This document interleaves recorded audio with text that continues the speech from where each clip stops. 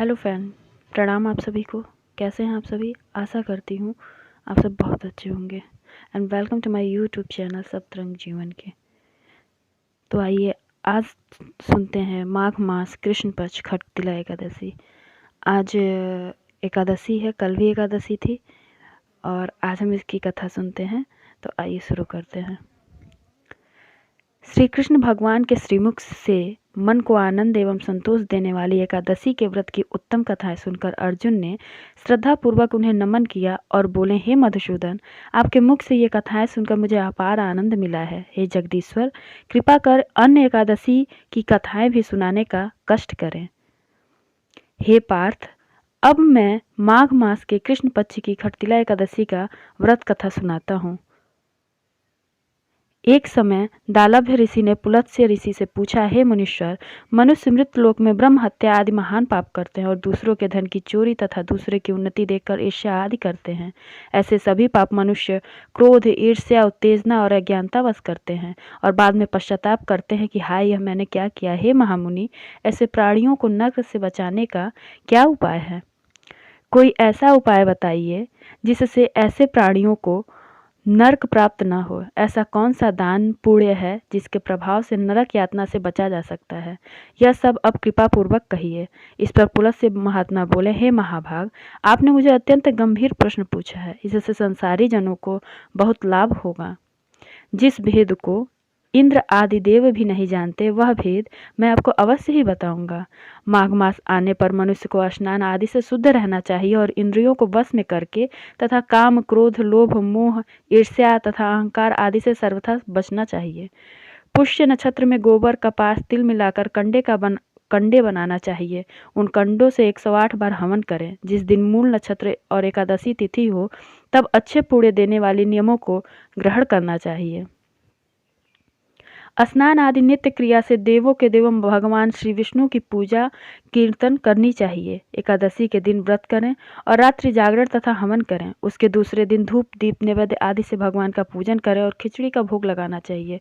उस दिन भगवान को पेठा, नारियल, सीताफल या सुपारी सहित अर्घ देना चाहिए और इस प्रकार उनकी स्तुति करनी चाहिए। हे भगवान, आप निराश्रितों को शरण देने वाले हैं। आप संसार में डूबे हुए को उद्धार करने वाले हैं। पुंडरीकाक्ष, हे कमल नेत्रधारी, हे विश्व विधाता, आप लक्ष्मी जी के सहित मेरे इस तुच्छ अर्घ को स्वीकार कीजिए।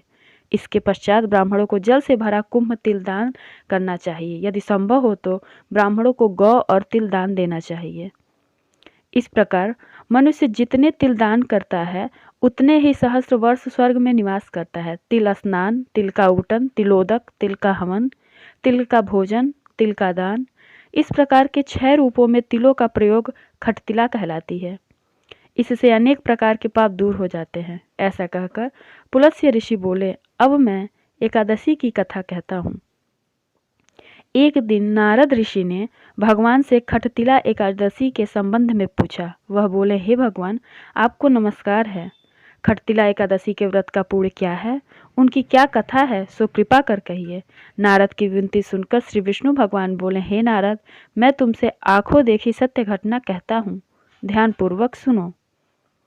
प्राचीन काल में मृत्युलोक में एक ब्राह्मणी रहती थी। वह सदैव व्रत किया करती थी। एक समय वह 1 माह तक व्रत करती रही। इससे उसका शरीर अत्यंत दुर्बल हो गया।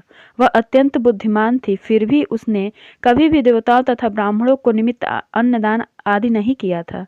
मैंने सोचा कि इस ब्राह्मणी ने व्रत आदि से अपना शरीर तो शुद्ध कर लिया और इसको विष्णु लोक भी प्राप्त हो जाएगा, परंतु इसने कभी अन्नदान नहीं किया है। अन्न के बिना प्राणी की तृप्ति होना कठिन है। ऐसा सोचकर मैं मृत्युलोक में गया और उस ब्राह्मणी से अन्न की भिक्षा मांगी। वह ब्राह्मणी बोली, हे महाराज, आप यहाँ किस लिए आए हैं? मैंने कहा, मुझे भिक्षा चाहिए। इस पर उसने मुझे एक मिट्टी का पिंड दे दिया। मैं उसे लेकर स्वर्ग लौट आया। कुछ समय बीतने पर वह ब्राह्मणी भी शरीर त्याग कर स्वर्ग आई। मिट्टी के पिंड के प्रभाव से उसे उस जगह एक आम वृक्ष सहित गृह मिला, परंतु उसने गृह को अन्य वस्तुओं से शून्य पाया। वह घबराई हुई मेरे पास आई और बोली, हे भगवान, मैंने अनेकों व्रत आदि से आपकी पूजा की, परंतु फिर भी मेरा घर वस्तुओं से रहित है। इसका क्या कारण है? मैंने कहा, तुम अपने घर जाओ और जब देव स्त्रियां तुम्हें देखने आए तब तुम उनसे खटतिला एकादशी व्रत का महत्व और विधि पूछना। जब तक वह तुम्हें ना बताए तब तक द्वार न खोलना। भगवान के ऐसे वचन सुनकर वह अपने घर को गई। जब देव स्त्रियां आईं और द्वार खुलवाने लगी तो वह ब्राह्मणी बोली, यदि आप मुझे देखने आई हैं तो पहले खटतिला एकादशी का महात्म्य कहिए। उनमें से एक देव स्त्री बोली, यदि तुम्हारी यही इच्छा है तो सुनो, मैं तुम्हें एकादशी व्रत और उसका महात्म्य विधि सहित कहती हूँ। उसने खटतिला एकादशी का महत्व सुना। तब उस ब्राह्मणी ने द्वार खोला। देव स्त्रियों ने उसको जब स्त्रियों से अलग पाया, उस ब्राह्मणी ने देव स्त्रियों के कहे अनुसार खटतिला का व्रत किया और इसके प्रभाव से उसका गृह धन्य धान्य से भरपूर हो गया। अतः हे अर्जुन, मनुष्य को मूर्खता त्याग कर एकादशी का व्रत करना चाहिए। इससे मनुष्य को जन्म जन्म की आरोग्यता प्राप्त हो जाती है। मनुष्य के समस्त पाप नष्ट हो जाते हैं। कथा सार।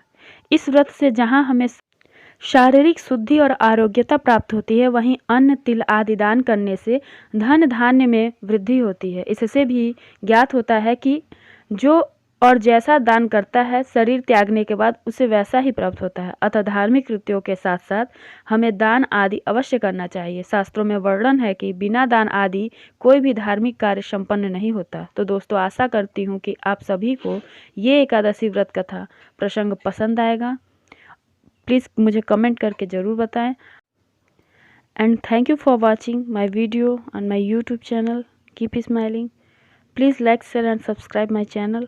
मेरी और भी ऐसी वीडियोस के लिए बने रहिए मेरे चैनल सप्तरंग जीवन के साथ। Thank you for watching.